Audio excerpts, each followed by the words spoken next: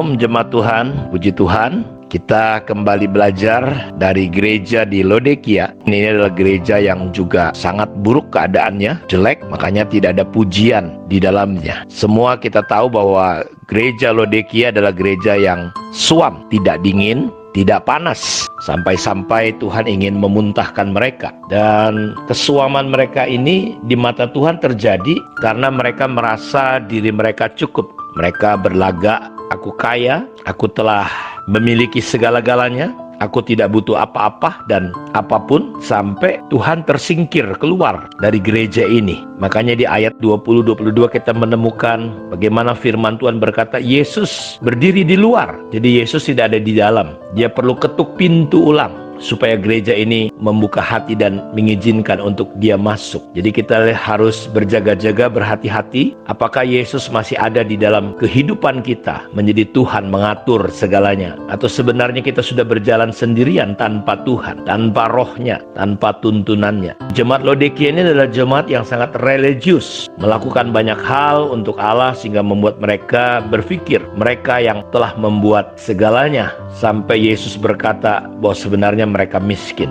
karena sebelumnya mereka pikir bahwa mereka tidak butuh apa-apa.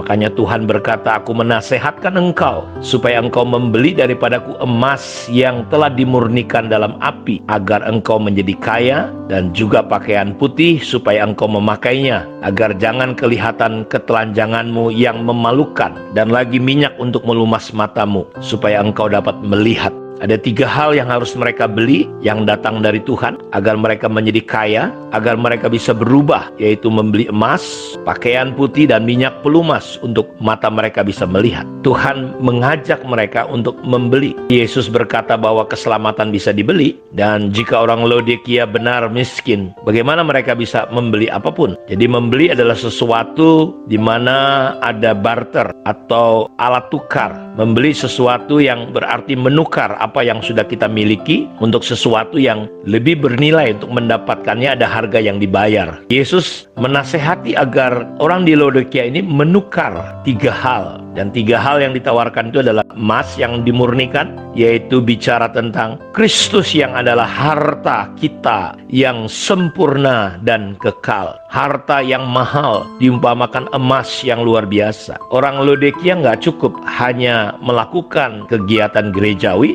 seperti kayak Marta, begitu sibuk teralihkan dengan pelayanan yang mereka lakukan, tetapi Yesus tidak ada bersama-sama dengan mereka. Marta menggerutu, marah. Seringkali kita jadi anak-anak Tuhan yang kualitasnya bukan kualitas emas yang murni. Padahal panggilan akhir hidup kita adalah menjadi seperti Kristus. Marta sibuk terus, sementara Maria duduk di bawah kaki Tuhan mendengar, coba ingin tahu apa isi hati Tuhan. Terkadang kita melakukan banyak hal, kegiatan-kegiatan, perkara-perkara rohani tanpa pengertian. Makanya umatku binasa tanpa pengenalan akan Allah. Gereja hancur bukan karena kurang urapan, tapi mereka nggak mengerti isi hati Tuhan. Ketika suasana COVID seperti ini, banyak orang hanya berlindung, bersembunyi di dalam ketakutan untuk menjaga keselamatan hidupnya. Mereka tidak berdoa apa yang harusnya ini menjadi momentum, kesempatan yang kita bisa lakukan sesuatu untuk menyatakan Tuhan di tengah-tengah dunia yang sedang galau,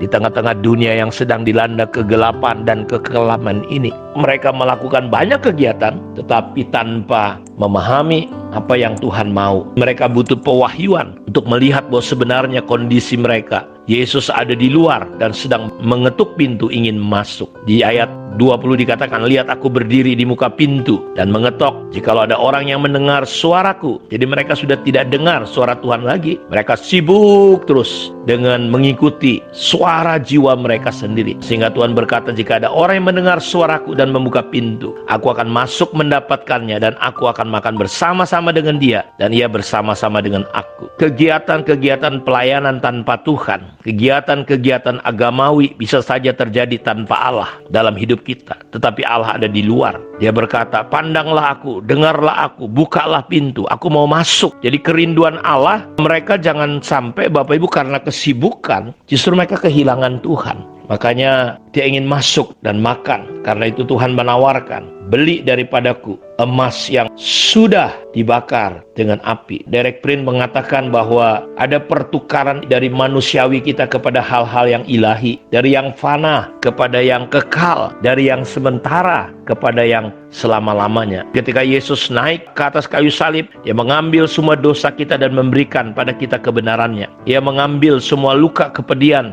dan penyakit kita, dan sebagai gantinya Dia memberi kita pemulihan, kesembuhan. Dia mengambil semua hal penolakan yang kita terima, dan sebagai gantinya Dia memberi kita penerimaan. Dia mengambil kematian, maut, neraka yang menyeramkan, Dia ganti dengan hidupnya. Jadi kekristenan adalah pertukaran hidup, pertukaran ilahi, hidup kita dengan hidupnya. Jadi gak heran kalau ada yang bilang bahwa mengikut Yesus harus memberikan segalanya. Tuhan adalah pemilik hidup kita. Kita perlu menyerahkan. Harga yang harus kita bayar itu adalah hidup kita serahkan. Karena tanpa Yesus kita akan miskin walaupun kita kaya. Tanpa Kristus kita akan binasa walaupun kita kelihatan happy hari ini. Karenanya Tuhan berkata, kamu telanjang, buta. Jadi bersama Yesuslah kita akan benar-benar kaya yang sebenarnya. Karenanya Tuhan mendorong agar gereja di Laodikia menjadi kaya. Jadi saat kita memiliki Yesus, sebenarnya kita memiliki harta yang sebenarnya. Kita punya harta yang terbesar,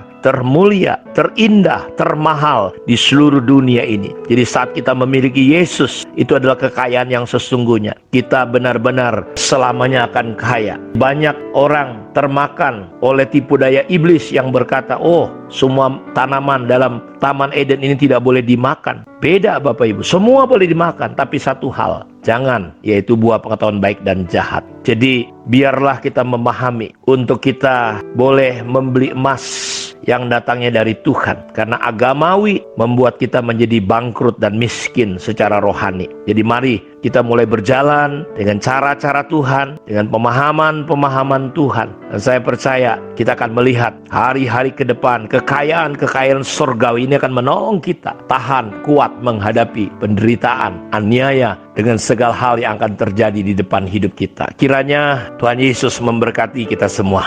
Shalom.